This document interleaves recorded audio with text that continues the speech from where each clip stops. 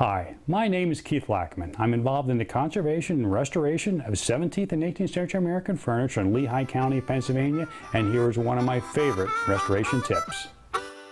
Here's a wonderful clamping idea for awkward situations where you have either complex curves such as this crest off a mirror or a broken cabriole leg with a cracked toe. These are made out of an ordinary bed spring or upholstery spring. The first step in fabricating these clamps is to cut off the proper sized coil from our spring. Grinding halfway through the thickness of the metal from both sides allows it to be easily snapped off. An alternative cutting method would be to use a disc grinder with a metal cutoff wheel. Using the bench grinder to sharpen points on both ends of the spring clamp will help prevent it from slipping off the project during use.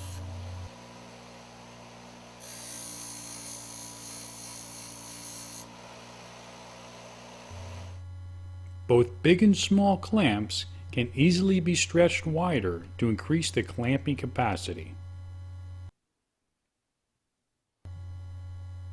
On this broken crest, a difficult clamping situation due to the compound curves is made easy with the use of one of these clamps.